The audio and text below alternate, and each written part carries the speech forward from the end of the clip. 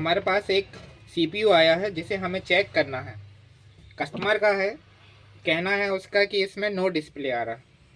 अब सबसे पहले हम क्या करते हैं, हमारे पास असम्पियस है, असम्पियस में हम कनेक्शन कर देते हैं।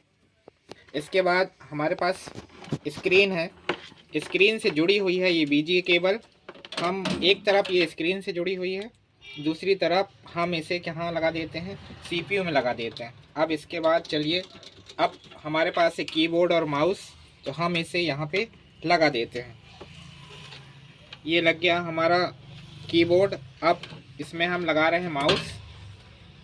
ये देखिए, ये लग गया माउस। अब हम इसे चालू करते हैं। आपका सीपीयू ऑन हो गया, ये देखिए फैन चालू हो गया। अब देखते हैं हम स्क्रीन की तरफ, डिस्प्ले आ रहा है कि नहीं। इस पर किसी भी प्रकार का डिस्प्ले नहीं आ रहा। चलिए अब हम इसे खोल लेते हैं। ये इसके ऊपर के ढक्कन का पहला नट और ये दूसरा नट हमने खोल लिया। डिस्प्ले बिल्कुल नहीं आ रहा है। आइए फोकस इस पे करते हैं। देखिए फैन चालू है। मोबाइल को पास से लाके भी हम दिखा देते हैं, बराबर फैन चल रहा है लेकिन डिस्प्ले नहीं आ रहा। अब क्या काम किया जाए, तो सबसे पहले कोई भी सिस्टम आए, चाहे वो सीपीयू हो चाहे जीपीयू हो, सबसे पहले हमें क्या करना है, रैम चेक करना है। अब इसे चेक करने के लिए हम इसे डायरेक्ट बंद कर देते हैं। एक बात ध्यान रखें कि कंप्यूटर को कभी भी डायरेक्ट बंद नहीं करना चाहिए, क्योंकि इसमें डिस्प्ले नहीं आ रहा है, इसीलिए हम इसे डायरेक्ट बंद कर रहे हैं। आइए अब फोकस करते हैं रैम की तरफ। अब रैम निकालने के लिए आपको कुछ नहीं करना है, इसके दोनों सिरों को बाहर की ओर फैलाना है और ये रैम ऑटोमेटिक निकल जाएगी। तो सबसे पहले रैम चेक करते हैं। रैम चेक करने के लिए हम क्या करते हैं, एक रबर लेते हैं। ये जो इसके दांते होते हैं, कभी कभी इनमें कार्बन आ जाता है, जिसकी वजह से ये डिस्प्ले नहीं दे पाता। तो इसको साफ करने के लिए हम एक अच्छी वाली रबर लेते हैं, इसे घिसते हैं पूरा, एक सिरे से लेके दूसरे सिरे तक। ये देखिए, ये एक तरफ हो गया और ये दूसरी तरफ हो गया। इसको बहुत अच्छे से हम लोग घिसते हैं।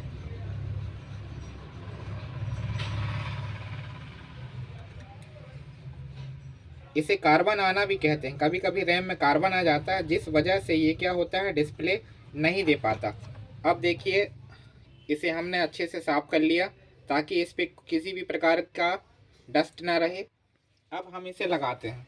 रैम लगाने के लिए आपको कुछ नहीं करना है। सबसे पहले स्लॉट पे जाना है और इसका जो कट बना होता है, हमें मदरबोर्ड के कट से मिलाना। इसके बाद रैम को हम यूँ रख देते हैं। हम इसे एक हाथ से भी लगा सकते हैं और दो हाथ से भी लगा सकते हैं। देखिए, जब हम इसे दोनों ओर प्रेस करते हैं तो ये आवाज़ करता है। ये आवाज़ आई, ये रैम हमारी अच्छी तरीके से लग चुकी है। अब फिर से हम इसे चालू करते हैं। ये देखिए, बटन हमने ऑन किया, मदरबोर्ड की तरफ देखिए। अब हम इसे चालू करते हैं। फैन हमारा चालू हो गया। धीरे धीरे धीरे धीरे धीरे धीरे फैन भी स्पीड पकड़ रहा है। फैन चालू हो चुका है।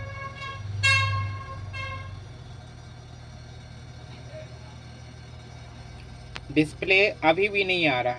तो इस पे दो चीज़ें हो सकती है, या तो रैम ख़राब भी हो सकती है या फिर रैम स्लॉट भी ख़राब हो सकता है। देखिए, डिस्प्ले नहीं आया।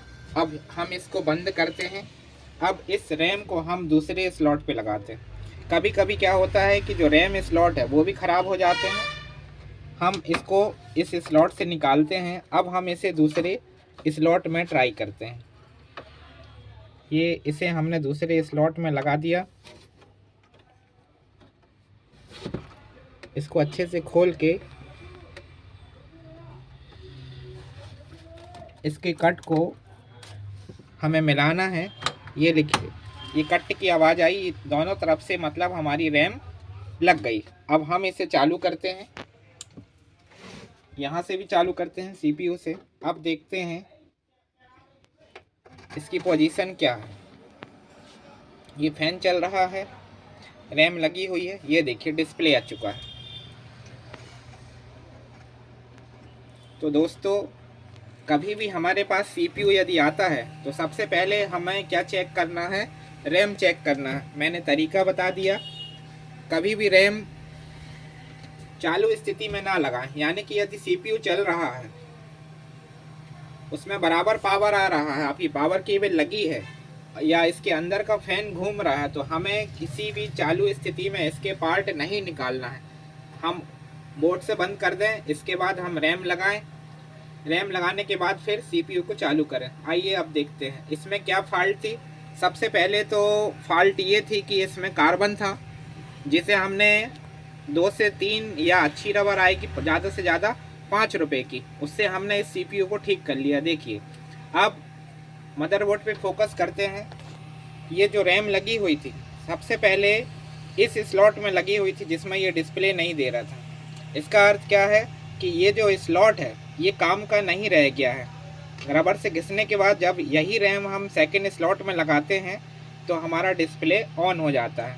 तो फॉल्ट किस में है, स्लॉट में है प्लस रैम में है। रैम का कार्बन साफ़ हो गया, स्लॉट हमने चेंज कर दिया क्योंकि मदरबोर्ड के स्लॉट भी ख़राब हो जाते हैं जिसकी वजह से हमें डिस्प्ले नहीं मिल पाता है। अब हमने जब स्लॉट चेंज किया, देखिए ना तो हमने रैम को बदला ना किसी चीज़ को बदला, सीधे सीधे आपका डिस्प्ले देखिए स्क्रीन पे आ रहा है। थोड़ा सा टाइम ले रहा है, एरो है। इसके बाद ये पूरी जो फाइलें हैं, पूरा जो सिस्टम है वो ओके हो जाएगा। ओके हो चुका है, ये देखिए स्क्रीन पे कर्सर दिख रहा है आपको। थोड़ी देर में ये चालू होने वाला है। आइए अब रैम से जुड़ी कुछ बातें भी इसी दौरान जानते हैं। रैम भी कई प्रकार की होती है। DDR1 जो कि पहले चलती थी पुराने ज़माने में, अब DDR1 मार्केट में कहीं नहीं है। DDR2 मिल रही है, DDR3 मिल रही है, इसके बाद DDR4 अब ज़्यादा करके मिलने लगी है। अब मार्केट में DDR2 वाले बोर्ड भी बहुत कम चलने लगे क्योंकि अभी जो चलन है वो DDR3 वाली रैम का है और DDR4 वाली रैम का है। तो CPU आजकल जितने भी बिल्ड हो रहे हैं वो सब DDR3 या DDR4 में है, क्योंकि DDR2 भी अब विलुप्त होने की कगार पे जा रही है। अभी कुछ साल हो सकता है कि हमें मिल जाए छोटे शहरों में।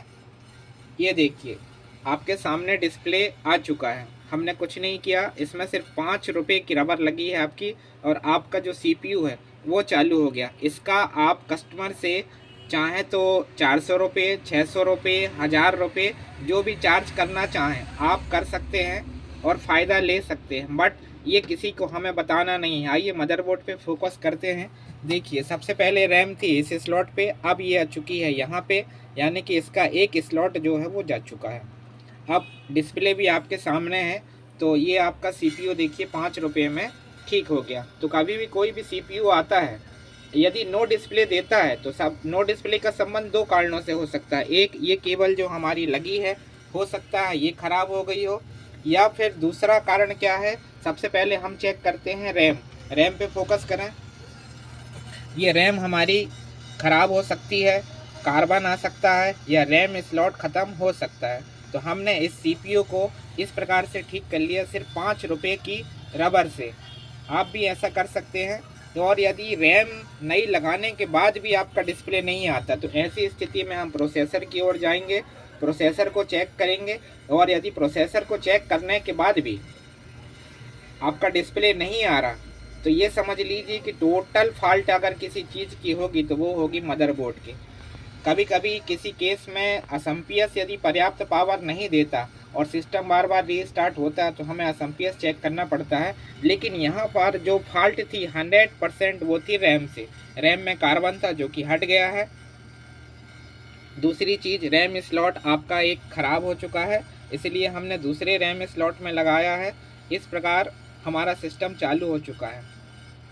इसलिए कभी भी चेक करना है तो हमें रैम को चेक करना है। यदि आपका असम्पियस ओके है तो पिछले वीडियो में मैंने असम्पियस को चेक करना बताया था, वहाँ से आप सारी चीज़ें सीख सकते हैं कि असम्पियस का उपयोग हम कैसे कर सकते हैं CCTV में भी और कंप्यूटर में भी। फ़िलहाल एक 5 रुपये की रबर ने देखिए आपका पूरा कंप्यूटर जो है उसको ओके कर दिया। चलिए दोस्तों, अगर आपको वीडियो अच्छा लगे या किसी भी प्रकार से हेल्प मिली हो तो आप लाइक और सब्सक्राइब ज़रूर करें। Thank you.